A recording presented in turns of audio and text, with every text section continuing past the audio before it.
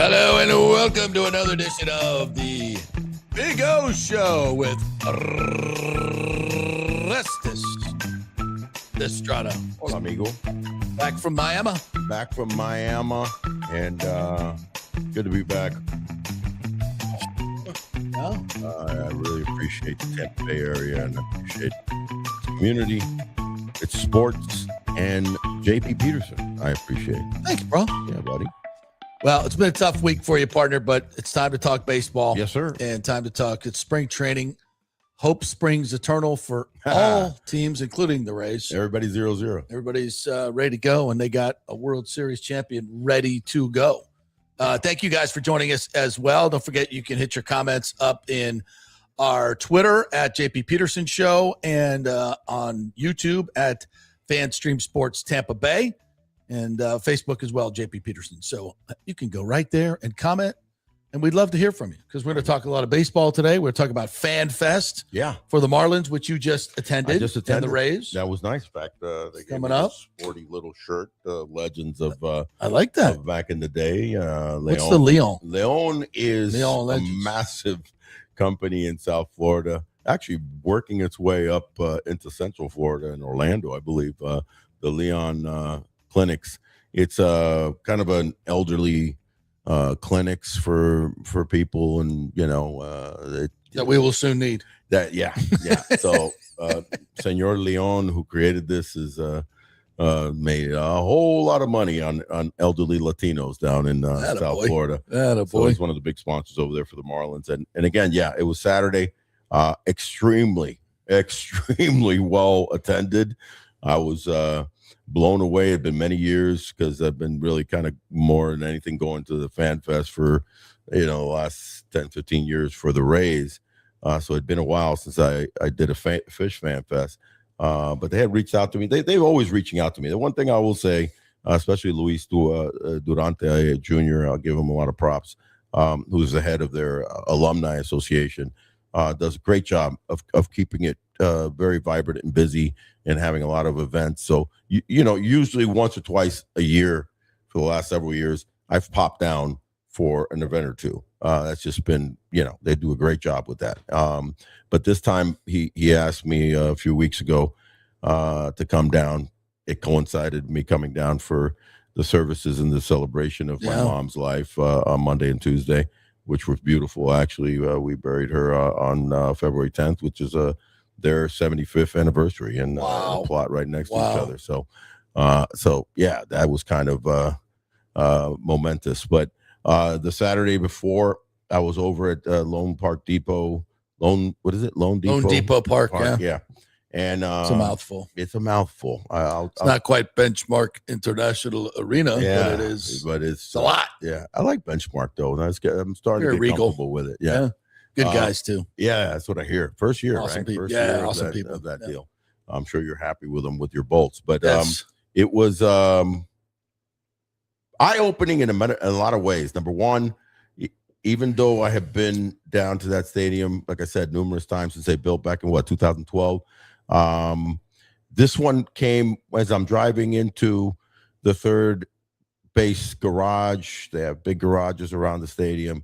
I was thinking Rays, right? So I'm thinking, wow, this is one of the reasons that this needs to be built and built properly, because you can't just build a beautiful stadium, right? And this is a beautiful stadium, but the reality is, they didn't do the right by it and by the community back in 2011 into 10 when they started building the stadium.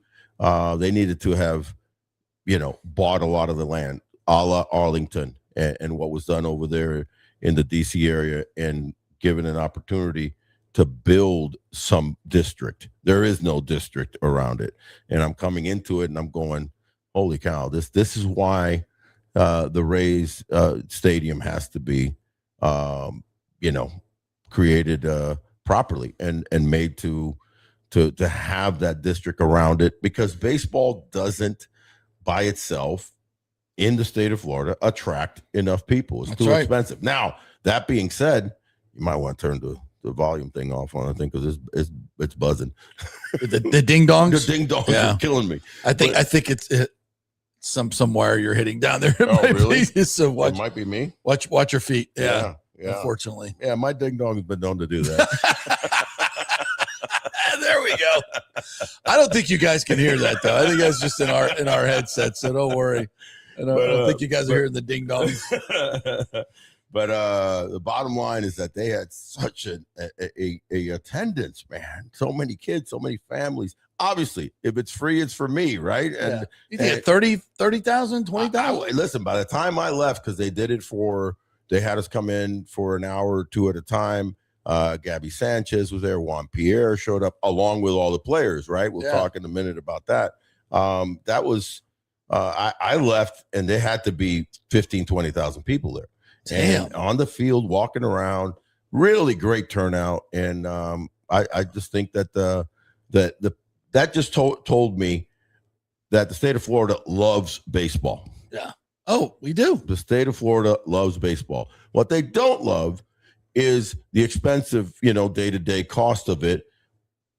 And terribly located stadiums, awful stadiums, not a very bad good, owners, bad owners with bad, especially with the Marlins, with notorious with the Rays.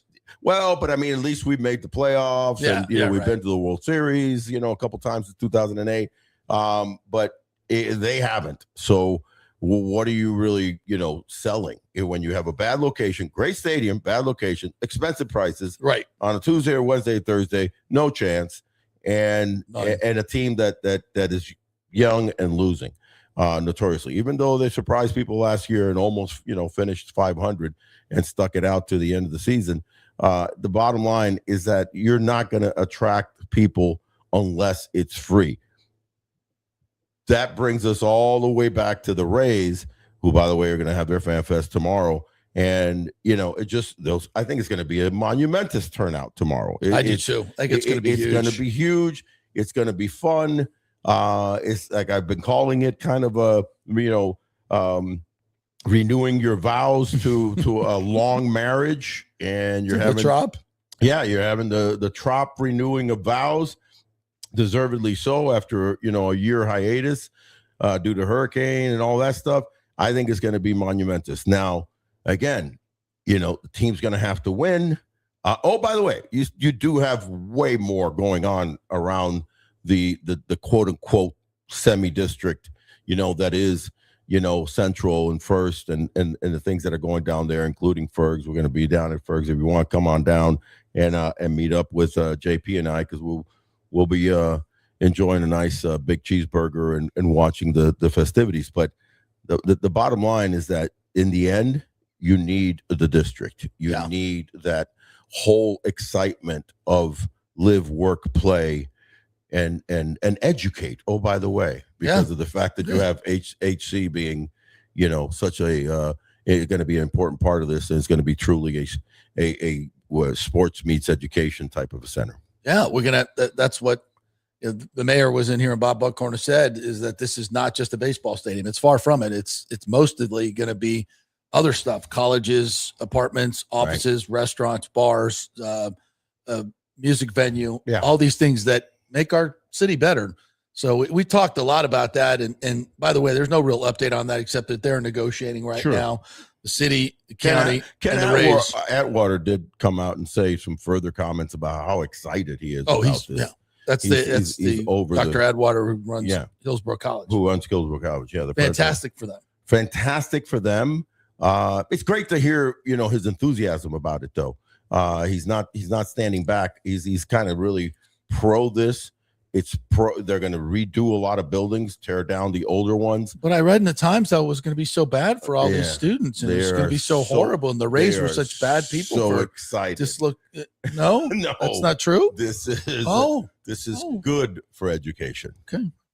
Golly. Yeah. The Times might have missed that one. The Times they might have swung and missed in that one. Yeah. Speaking of that, and one other thing, because it is fresh, Rob Manfred, commissioner, could not have been more effusive in his praise of the new group and how much they have gotten done in just 5 months. He said yesterday, I think the most important point, and not only did I make it, but I think the other clubs said it as well, is the amount of progress that Patrick, Ken, Babby, and Bill have made in a really short period of time is absolutely phenomenal. Yeah. And that's what we said. Remove the impediment and things will get done rather quickly. And in a short time. The reviews have been absolutely over the moon from all the people that have dealt with this new ownership group in terms of negotiations, and Dr. Atwater at Hillsborough College, Buckhorn, future and former Mayor Jane, Ken Hagan, everybody is just like, these guys are fantastic. They're even aboard. the St. Pete folks, Mayor Welch and everybody, and like, oh, how refreshing to deal with this group, and we can work so easily with them to get the trop repaired. That's a big comment right there. Huge deal, because here's a mayor that wanted the deal, has a dozen eggs on his face, has some eggs on his face, but still trying to cultivate, doing the right thing, a major gas plant project. Maybe it adds a deal with the Rays inadvertently or directly because of the Tampa Bay Rowdies. Maybe a stadium comes out of that. I think that's very likely. Leads to what? Leads to an MLS, dedication, because it's not that easy to get the jump up to that level where they're at right now. A lot of teams chomping at the bit for being an MLS team. Soccer is huge right now. Messi has worked as far as the MLS experiment. It's worked. So that's the future for St. Pete, and they're doing a $10 billion thing in Miami with the FC Miami, right? Oh, every time I fly David Beckham, every time, and my boy Jorge Mas, the co-owners of FC Miami, Inter Miami. Every time I fly down, it's right next to the airport. They took over, I don't know how many acres. That has to be at least 70 or 80 acres and of a golf course and surrounding areas. It's just majestic what's going to end up being there. Yeah. They're doing a big boy stadium for soccer. Listen, this area here is a buzz. I think tomorrow's going to be a big day. I did get, just before we transfer over to, completely Ray centric, did get a chance to talk to Pistol Pete Fairbanks. It was nice to see him. He's with the Marlins now. He's with the Marlins now, signed a 2-year deal with them. And he definitely came across. We were in the clubhouse before the players and the former players went out and, engaged with the fans at their fan fest. And he was happy. He was happy to see me, and I was happy to see him. And he looks ever the part of the senior spokesperson. Remember, this guy was also not only kind of the senior spokesperson of the Rays, but he was also their team representative too for the PA. Mm-hmm. So this guy, has a head on his shoulders, even though he could be a little kooky and say some weird things that we loved. We loved. Yeah. It was all positive, and he's an influence. I think he's going to be very influential to that roster, especially to the pitchers, because they have so many young pitchers, along with the guy that had a mediocre year last year, but could hopefully for the Marlins' sake turn out to go back into a Cy Young type level in Sandy Alcantara, who's showing up to camp really healthy and by the way, he added an extra pitch. He has like 5 pitches. He added a sweeper. So talking with him, so he's ready to and chomping at the bit to have to get back to his all-star form. So Pete Fairbanks is a great addition. Also talked to Connor Griffin and his dad, former beloved teammate of mine. Jeff Conine, who's involved in a special advisor with the team, and they're very excited about their young players. Granted, they're young, they're not winning the division, but they're going to give some headaches. They have enough talent that they're going to cause some havoc over there. All right, let's zero in on the Rays on the field. We got a lot of stuff to talk about. First and foremost, Nick Martinez, $13 million. I wasn't thrilled with that allocation. I would have liked to seen that gone to a hitter, but be that as it may, it makes the Rays a better team. You like the signing? I like the signing. I mean, yes, listen, when you look at their starting rotation, pre Nick Martinez, you of course you have Sugar Shane McClanahan. You're expecting a lot from him, but you also have to, pump the brakes on that, because listen, the main we don't want isn't to have an early season hiccup And by that, I don't necessarily mean, is the elbow going to blow out? The issue that he had with his arm. It's just so many factors of being out for 2 years. Mm-hmm.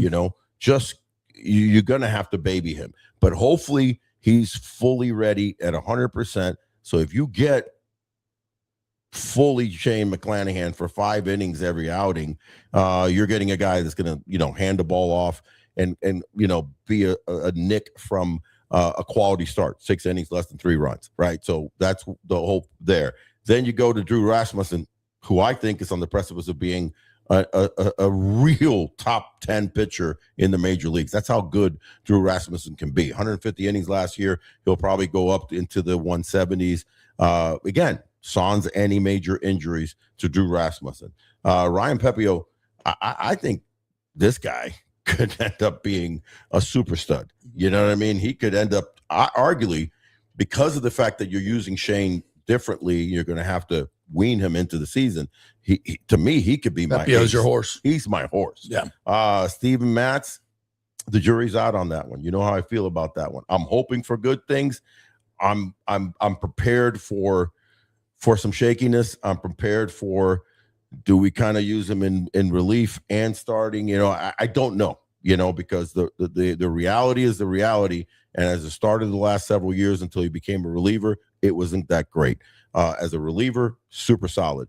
I like the experiment. I like to add another lefty into that rotation to kind of scare some bats. Right. And then you had the combination of Joe Boyle, Ian Seymour. Big fan of Ian Seymour. I like that change-up type scenario, sinker slider type of guy. When you have power pitchers in McClanahan, power pitcher in Rasmussen, power pitcher in Pepiot, so having that lefty, that crafty lefty, is great. Joe Boyle's another power pitcher. Okay, then you sign Nick Martinez. That kind of slots him in to that 4-5 role, right? Depending on how Matz does. I like it, man. I know you wanted the money to go maybe elsewhere, but I'm really big on veteran arms when you have predominantly a 30 and under starting rotation. Staff, staff. You got to have that. There are a lot of young that kids Charlie Morton type of guy. And I hope to God that he pitches as good as Charlie Morton did. Do I think so? Not really. I think he's going to probably win 10 to 12 games, but shore up a lot of workhorse innings. And here's the other catch that I think he brings to the table that is important. I mentioned Pete Fairbanks and going over there with that young staff, right? Predominantly, he's going to be dealing with his reliever young kids. This guy is a veteran, and he's a veteran of all wars, by the way. Major leagues, recreated himself 4 years in Japan, came back, and then established himself as a quality, major league starter. Pitchers, especially starters that come into veterans, that come into a young staff, I think could be so much more impactful from the day-to-day and teachings than a veteran hitter coming in. Why? Because they're together all the time. And remember, they're not pitching every day. I always joke that pitchers, man, you got it easy. You're not really having to concentrate just once every 5 days, especially for the starters. It's a little different when a veteran hitter comes in. Yeah, he can help you with some situational hitting. He can help you with a particular pitcher, and you're a young hitter and you haven't faced, Dylan Cease, or you haven't faced, so-and-so. But it's so bang, bang, bang on the day-to-day as a hitter that you don't have that downtime that pitchers can converse, talk, strategize. When they're not pitching, they're together. So a guy like Nick Martinez, I think, can be a huge asset to their staff, especially the young starting rotation. All right, so that's $13 million that goes to Nick Martinez. I'm not sure who would you bidding against. You wanted Ozuna, didn't you? I want Ozuna. He signed for 12. Yeah. Do you see Jonah Heim signed for $1.25 million? Oh, what? How many times did I mention Jonah Heim? What were we missing there? How many times did I mention Jonah Heim? He had a really bad season. I don't know the insides of what where his headspace is. There may be something going on there. What's going on? There was some other things that we are not privy to. But if you could have gotten Jonah Heim for $1.5 million, holy geez. Yeah. I mean, this guy has been to the war. There's got to be something going on. He's been to the playoffs. He's been to the World Series. and has a rocket of an arm, and I think has a bat that could come bounce back at what? He's 30, something like that. Compared to the guys we got, that's where, two young talented kids that are Orestes and Fiducia. Yeah, but I'm saying two young talented kids in the minor leagues that are on their way up, obviously with Keegan and the kid that they picked up from Boston. Excited about those guys, but they're more for the future. It's very, very delicate to try to put a lot on a young catcher in the major leagues because there's so much that they're asked so much. You want to hide a young player in the outfield or some other positions that aren't this demanding. You want a veteran behind the plate.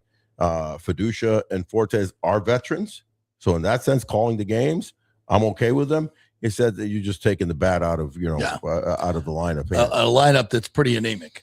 A lineup that is powerful and could score a lot of runs in the first 5 guys, and then it's very questionable after that.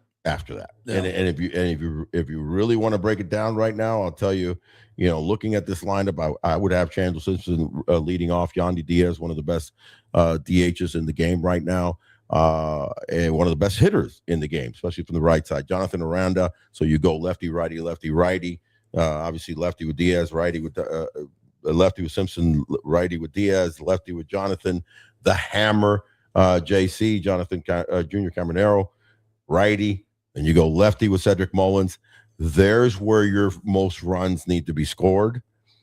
That's why you needed that extra maybe power right-handed bat, somebody that could help you. Because after that, you're putting a lot on Gavin Lux. Jake Fraley, I think, could. You know how I feel about Fraley. If it was all right-handed pitchers in the major leagues, Jake Fraley would hit 30 home runs. Yeah. If it was all right-handed pitchers, they're not all right-handed pitchers. No. So he struggles mightily against lefties. I really like Jake Fraley. And late in the game, you're going to get matched up.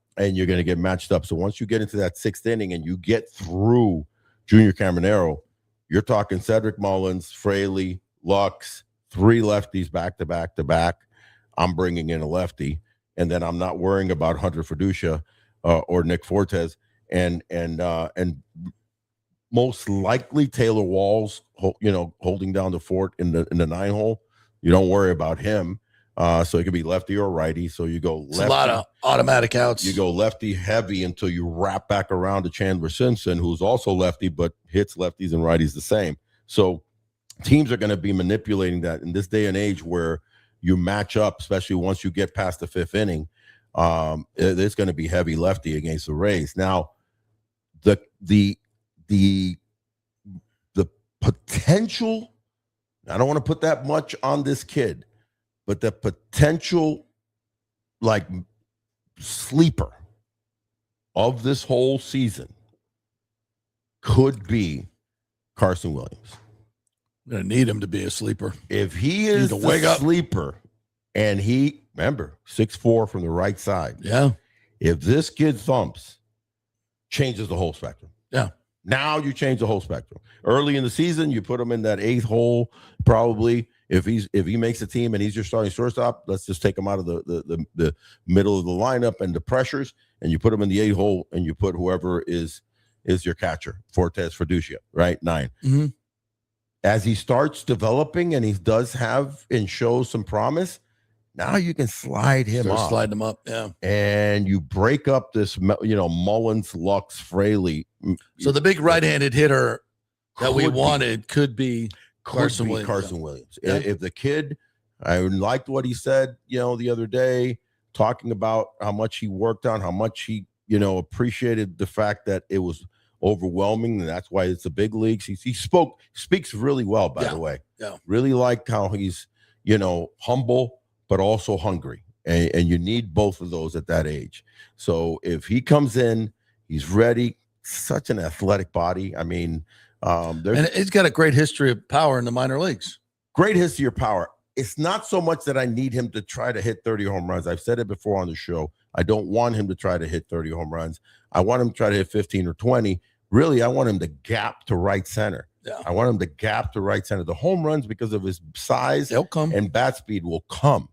But I need him to close his zone, right? I need him to make contact, walk more, Oh, by the way, flies. Yeah, can run, can steal bases better than Taylor Walls. Yeah. So you're talking about a guy, and you're going to nick down a little bit on defense, but damn good at shortstop too. Yeah. He's not Taylor Walls. Taylor Walls is otherworldly, arguably the best defensive shortstop in Major League Baseball is Taylor Walls. I tip my hat to him. The only other guy that I would compare him to is another super light hitting shortstop that we'll see in the WBC by the name of Genda, who is my kid from the Cebu Lions, who's the starting shortstop for Team Japan, an incredible like Ozzie Smith type shortstop, can't hit a lick. But no, and I joke with him. Susuke is a wonderful kid, but just can't hit. Yeah. But my God, can he play? Can he catch and throw? Yeah. So that kid could be the swing man that if he shows up, and probably the Rays money wise, we're going, all right, we need a veteran pitcher. We're going to dedicate that $13 million. We're going to go up over $100 million. Oh, by the way, first time ever. They're at 105 on their 40 man. And we're going to hope that this kid works out. So we have that right-handed thumper that could hit 250, 20 home runs, 75, 80 RBIs. I kind of forgot about him because we kind of penciled in Taylor Walls to be the starter. But Carson, and if he could just start making more contact, well, here's the thing about player. Carson Williams and JC, Junior Caminero. If the thing works out and by midseason they're on a roll, what we're looking at is arguably, and again, when we're talking everything Rays is about this coming season, going back to the Trop, but it's also about hopefully 29 at worst 30, right? Of the opening of in the new legacy and the forever scenario. Those two kids could be the pillars. You could have short and third as good as arguably anybody in Major League Baseball. Wow. And that's how good I like that both those kids could be. We're looking for hope, hope springs eternal, right? Amen. In spring. And that's a big part of it that we haven't really talked about Carson Williams, but he's a huge part of what we're Don't thinking. want to put too much pressure on him. One other thing I'll say, and I'll close the book on Carson Williams, that when he was talking about his hitting, he realized, and he mentioned it, that he had to tighten up his zone, that he had to realize, pitch recognition better. He got to the big leagues and he just like, remember the first game, hit a home run, worst thing he ever could have done. And then he was like, I'm going to rake. And you don't realize that those guys are good. Not only are they good, it's the book. They get the book on you. It's the book. You have a weakness, they're going to pound it. So you have to rebook and you have to readjust. And if he can tighten himself up and go, I'm going to flick over there. Yeah. And I'm going to get on base. Oh, by the way, because I'm damn fast and I can get first to third. I can steal. I can score if I'm on second, and now all of a sudden you become a dynamic ball player. That's what this kid could be. And that could be huge. All right. Big thanks to our great sponsors presented by Texas Roadhouse, Wesley Chapel. And, you're hungry tonight. I am hungry, man. What would you order on the menu right now if you were sitting at the bar there with Jenny? Flat out, watching. Man, my favorite is the ribeye with the mashed potatoes and gravy. Mashed potatoes and gravy. Little veggies on the side. And their butter bread that they bring out earlier, and a big old iced medium rare. Medium rare. 100%. 100%, amigo. Tranquilo y tropical. Medium rare. It is the best. TV's up. I watch, some of my favorite sports. They got great service. I'm hungry now. Yeah. So. Texas Roadhouse, Wesley Chapel, right off of 56. 56. Right off 56 near Wiregrass Malls. You go shopping there or over to the outlet malls. You got to stop at Texas Roadhouse, Wesley Chapel. Tell them Big O sent you. And then Murphy Auto Group, Genesis of Tampa. It's a Valentine's, so they're giving away a diamond ring. Diamond ring raffle this month. So go get a test drive and get 10X'd on your entries to get in that, get your car appraised, so that'll help you as well. We're also giving it $250 off if you buy it. So let me ask you, the diamond ring, do you need to have a girlfriend or a boyfriend in order to? Does it just? No, you can wear a diamond ring. You just wear a diamond ring. Sure, exactly. Little pinky diamond ring going on. you'll have it for when you do pop the question. Hello. There you go. So, and also on Veterans Day or Valentine's tomorrow, they're going to give you $250 off your car and pay for your Valentine's dinner. And by the way, speaking of President's Day, which is Monday, that's Monday, yes. TRWC Texas Roadhouse of Wesley Chapel is having a special lunch specials for President's Day. So, nice. Go out and have yourself a nice little lunch deal. Lunch, a steak at lunch. Yeah, that sounds awesome. That's fantastic. So anyway, Texas Roadhouse, Wesley Chapel, Kingmakers, Tampa, and the Murphy Auto Group. We thank them all. Murphy Auto Group, Genesis of Tampa, right there, 801 East Bears Avenue, right off of 275. So go say hello, take a test drive, and tell them JP sent you. By the way, awesome cars. The value in the GB70, GB80, insane. You'd want to go so many. I mean, obviously we're biased because our buddy Mike Murphy and the new, fairly new, just a few months, Genesis of Tampa, but I'm just seeing so many Genesis on the road now because they're the best value. They're the best really value. Are. Fantastic. All right, we have a super chat from Jimmy J. Voyager, $9.99. Thank you very much. Buying your lunch today. With the Rays moving to MLB streaming, do I have a Rays specific plan or will my existing account suffice? I have a free plan through T-Mobile. I don't know for sure about that T-Mobile deal. Not sure yet. I think that's going to give you definitely all the away games, right? But they said that if you buy the app, there's no blackouts. So I think the MLB TV app should cover you, right? But don't quote me that. You go to RaysTV.com, and I believe it's $99 for the whole package. For the whole season. Yeah, which is pretty damn good. Yeah, less than $1 per game. Yeah, that's 6 months of entertainment good. For and you're guaranteed that you're going to see every game. Yeah, and you get and you can stream it on your TV as well. Obviously, you can stream it everywhere. So, and I think it's going to be better than the FanDuel app. The FanDuel app had a lot of bugs. I think MLB TV has perfected the streaming. Yeah. In fact, they were the first to do it. So I think they perfected it. It's going to work a hell of a lot better than the FanDuel app. So that's going to be a plus. And they have yet to announce which station is going to be on locally. So if you have Spectrum or you have Frontier or one of those systems, I think you're going to be included in that. Yeah, but it's going to happen. But they haven't announced. I don't know if they're going to do like a local station like the Lightning did. Like the Bulls did. But as I thought they were going to take advantage of that and do the different markets. What's the station that they use? The Spot. Yeah. 66. So still some more things to come, but I think you guys are going to be covered with MLB TV. You should be. But I can't say for sure. Yeah. Alejandro says 8-ounce sirloin rare. Nice. Shrimp, baked potato loaded, Caesar salad, extra dressing, creamy horseradish sauce. Horseradish on steak is fantastic. I love it, especially with a prime rib.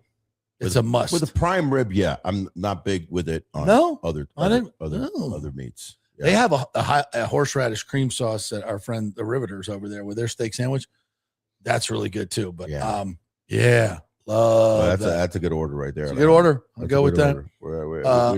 We love to hear your favorite steak orders from all our peeps. Jimmy Chure. Hey, Orestes, which right-handed bat free agent that are still available would you pick up?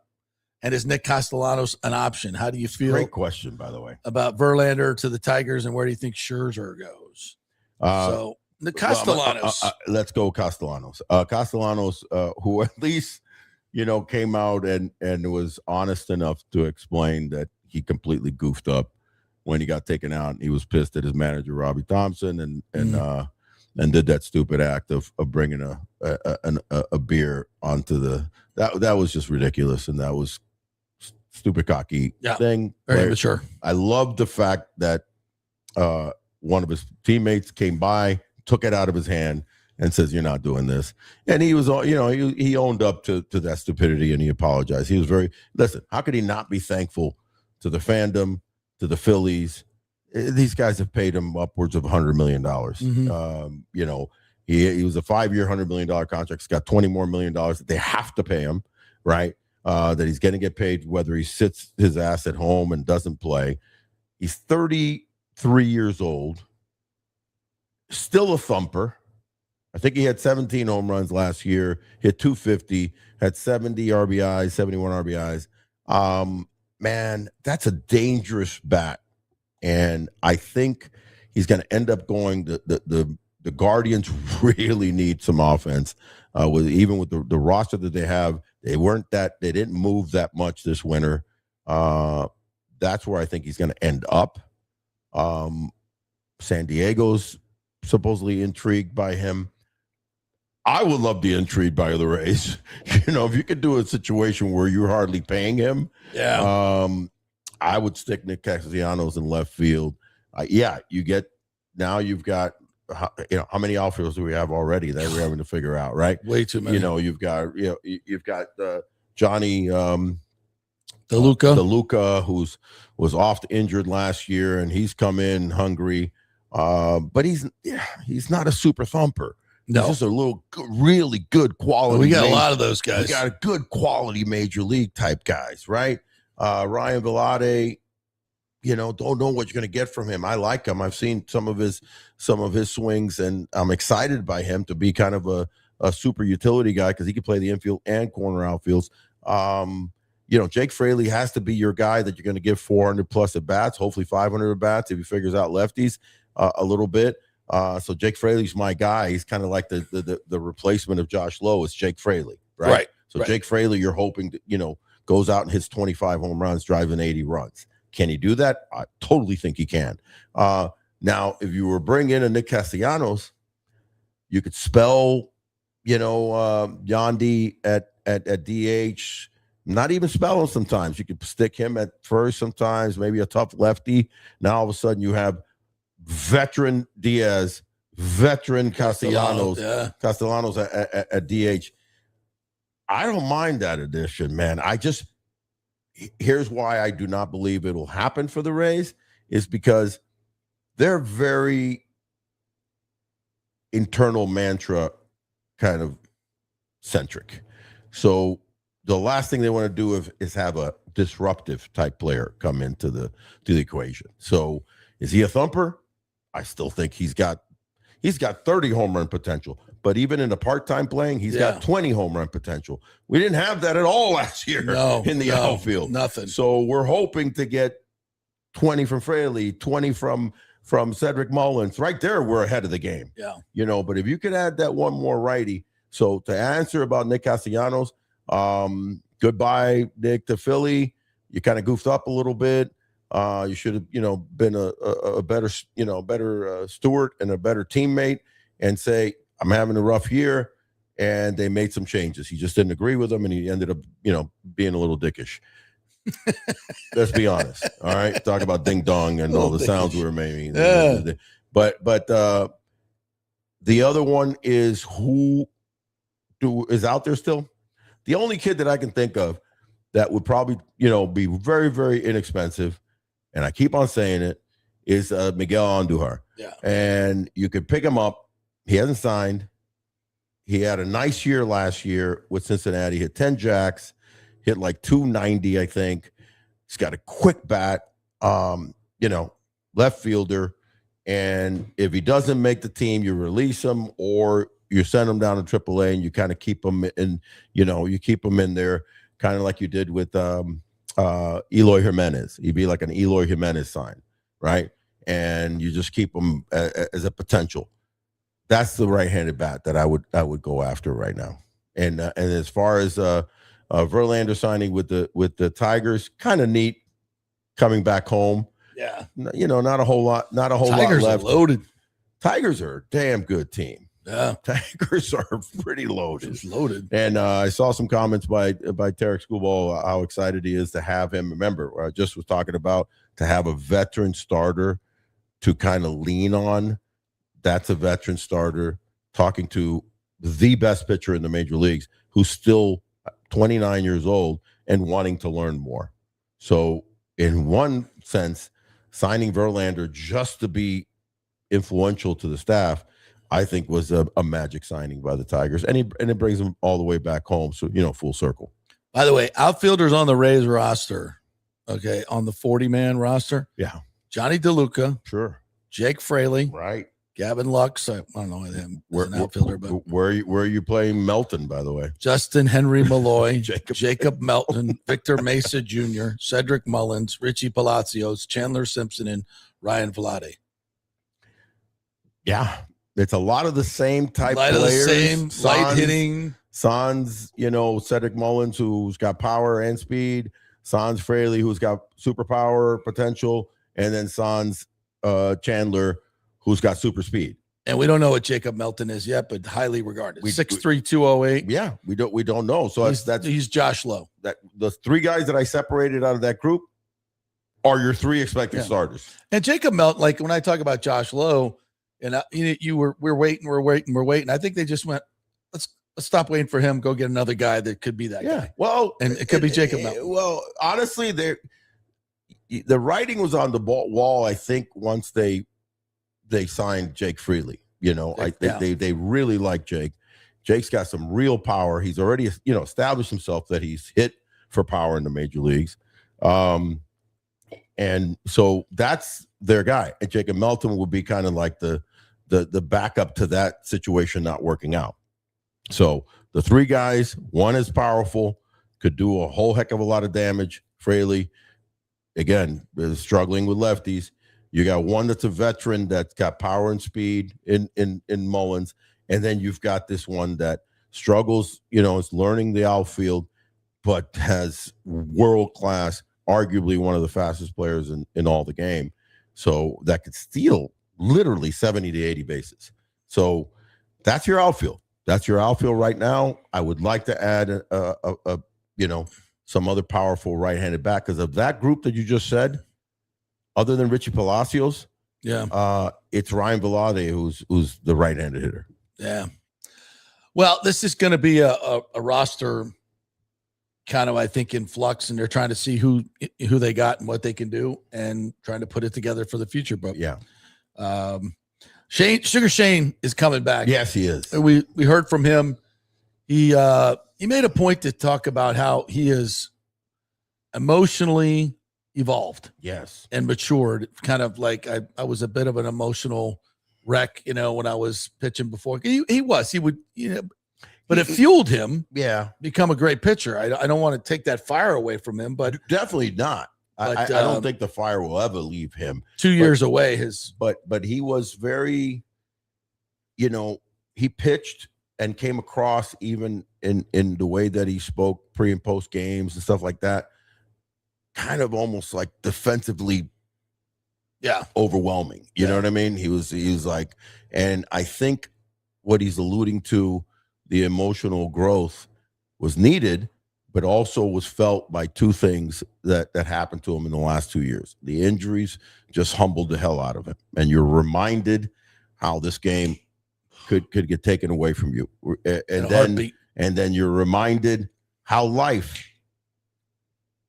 has full circles and can be taken. That's his father passing away, who was very, very close to his father. Mm-hmm. So when he's talking about the family emotions and the on-field emotions, that either beats the hell out of you and knocks you down, or it makes you more mature. And you learn through humility and the trials and tribulation on the field, the trials and tribulation off the field. And I think he's coming in. If he's 100%, buddy, they're still going to kind of, baby him a little bit. Mm-hmm. The dude's a whip.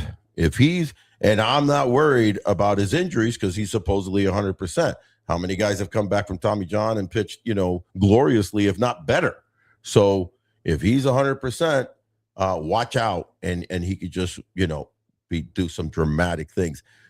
Just like Carson Williams is the swing man on the offensive side, I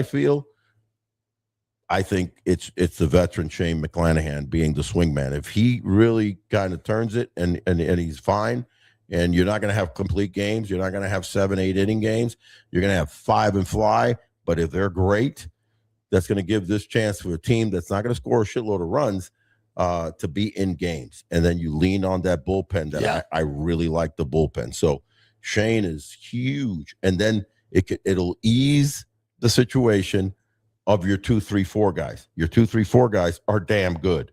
They can be, potentially devastating. Rasmussen, we're just, again, it's another one of guys that we're holding hope and keeping our fingers crossed. Had a full season last year, no injuries, no setbacks, but they also kind of babied him, right, and gave him 150 innings, but they were outstanding 150 innings. This guy goes outstanding 175 to 180 when they up it 20%. Now you're talking a potential all-star.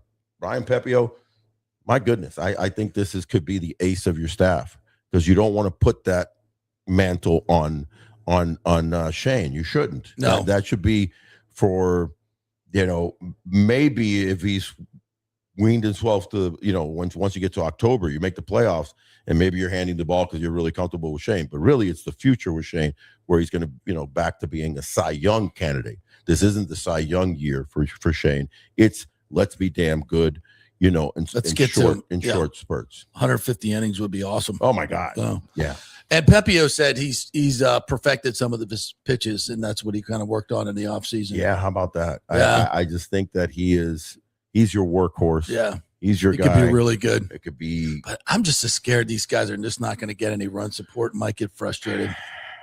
That's where we – and I'm still concerned of Caminero. Where's the protection? I don't think Cedric Mullins is proper protection. I would maybe back Caminero in the 3-hole and put Aranda behind him. I don't know. You could do that. They're going to mix and match a little bit. I like the righty lefty. Yeah. But I think having a legit bat behind him and Aranda. And again, we're putting a lot of pressure on Aranda. He had a great, really first full year. You forget about that. And he was an all-star, but he's still young, and the league will adjust to him. And the league will adjust to the books. But the good thing about Aranda, that is not the situation with a kid like Carson Williams at all, is that he's got incredible plate coverage. He's really shown it enough, both in the minor leagues and in the major leagues, when he's given the chance to fully play. Right in the minor leagues, he crushed, bro. And he's a great hitter. He is a great hitter, good hitter. Yeah. So, and he knows. That's why I want him behind Caminero. He knows the zone. Yeah. He knows the zone. He can hit lefties. He takes the ball the other way. Those first four are really, really good. Yeah. They're really good, and they can really do some Here's damage. where you're going to invariably, in the big spectrum of 162 marathon, here's where you're going to run into trouble. Two different spots. The second half of your lineup not producing, so putting a lot of pressure on your first half. The second half of your starting rotation not producing. By that, I mean, that's why you paid Nick Martinez $13 million. But I'm saying that's Mats Martinez getting shelled early in games, and you get in a little bit of trouble. Now we will not be a good come from behind team. We're not a come from behind team. No. So that's where it's imperative for the likes of McClanahan. Obviously the top three that I mentioned, McClanahan, Rasmussen, and Pepio, have great years, have really good years. Yeah. So then you can buffer 4-5. If 4-5 is struggling, then you have 4-5 and Boyle and Ian Seymour, waiting in the wings. Yeah. I mean, we got options, but if those top three guys can do what they're capable of doing, that's going to set up a lot of wins. It's going to piss off a lot of teams. Well, that's what we want. We want them to be, pesky Rays. They're going to piss some other run, teams off. Steal bases, play good defense, get good pitching. Yeah. That'll frustrate a lot of teams. Yeah, I hope that's the MO. Yeah, I hope that is the MO. I hope that their defense is solid enough. It's going to be key that Chandler Simpson gets it playing left field, so there's not a real issue there, because I need this guy to get 500 at bats, bro. I need him. I don't think they value him as much as he gets 500 at bats. He's going to hit 320. Yandy will have and Caminero will see a lot of fastballs. Oh my when he's God. on base. If Chandler, you throw a curveball, that's a bag. Yeah, it's a bag. Now you got to throw fastballs, and Yandy will hit behind the runner. I mean, we should have a lot of first and third with Caminero coming up. With Caminero. You know what that means? Coming on. He's going to break the double play record. Oh, jeez. So GIDP. Bad. You're so bad. No, we don't know. We don't want that. Yeah, as long as we send the runner from third base. Remember. We had a few. We had contact, not the dreaded contact play. Please, Kevin Cash, take that out of the rotation. Get rid of the contact play. Let's have boys be big boy major leaguers here and read the play. Can we do that? Play. Read it first and third or Can we do that? Second and short or back. Yeah. Then you go. Yeah. Sit to the pitcher stops. It's worked for hundreds of years. It's worked for a long time. The Greeks did it. I think the Greeks did it. I think Oedipus. Yeah, and, they were not. and they were Zeus, not using the contact Zeus play. Invented it. I think Socrates was very much against the contact play. And Very much. Orestes, which is Greek mythology, also. Yeah, is it? Yeah, of course it is. I did not know that. Yeah, Oedipus, Orestes, Zeus, all those guys are Greek. I don't remember Orestes in the my Iliad. Look, of course, I'm sure you're right. Yes, you wouldn't be wrong. Guys, look up Orestes and tell me that movie's coming out. Can't wait to see that. The Odyssey. Yeah. The Odyssey. Yeah. All right. So FanFest tomorrow. FanFest tomorrow. Big O will be at the bar at Ferg's drinking iced tea. I'll be drinking sweet tea and having a big old Ferg's burger. Ferg's I burger. love their burgers. Somebody asked me, said the new ownership group better make sure that Ferg's has a great spot in the new ballpark restaurant area. Already talked. And I said, I'm not knowing this. I just said, talked out. Ken Babby's already cut that deal. Already talked out. I just talked to Fergie a couple days ago, and the new and improved Ferg's. It's going to be the new and improved. Super Ferg's. Nice. We won't know what to do with a nice Ferg's. We love Ferg's. We love it because it's dive barish. Dive barish. Yeah, we love that.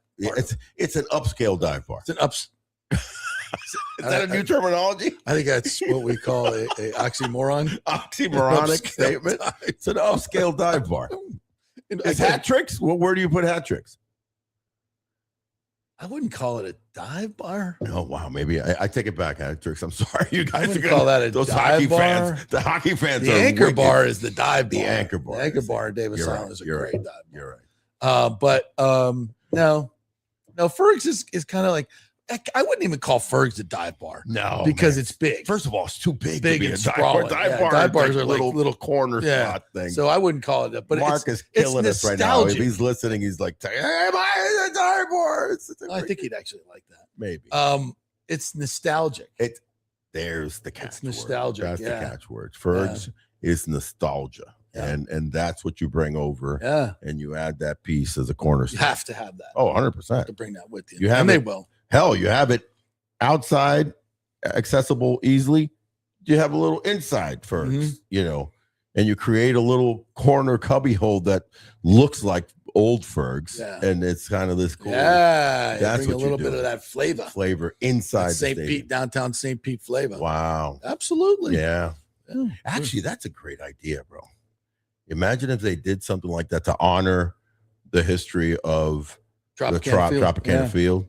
To have certain things that they bring over to the new stadium.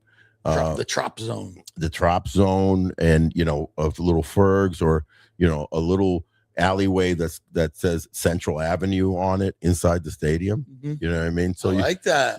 So you have you walk through it. Homage and Central Avenue, if you will. And then like that. and it has a little bit of a roof with they're taking all advice now. They're going out into the little roof survey that went out with the catwalks, just a little mini catwalks. Not on the field. I'm talking about in the concourse. In the concourse. In the concourse where you had catwalk. A little homage to the catwalks. Dude. Just bring one over. Oh my God. You can take pictures on it. Are you kidding me? Yeah, why not? Guys. Why not? Talk to me about some of the architecture. It'll be like the kids area. The kids can climb up. Yeah. You can climb up onto the catwalk. Look, Mom. Yeah, I found a bat. Remember the bats when we used to do shows? Oh, yeah. We doing people. You don't realize it. For a while early on. So when I did the pre and post show, it was in way up in center field. So it was like of the top of the center field, above the batter's eye. We used to do our shows there back in 2011, really? 12. I don't remember that. Yes. It's above the batter's eye. Have you been up in the catwalks? I've never been up in the actual catwalks all the way up. Yeah. But we were, where you actually climbed to go up it. Yeah. And it was up there. So I think they've cleared it off over the years. I'm not sure. But bats live there. Bats. Like not bats. No. Bats. With the yes. Yeah. Small ones. They're like where COVID came from. Oh my! I never thought about that. Might have started in St. Pete. We never knew that. No, it didn't start in St. Pete. You sure? And it didn't start with a bad. China. And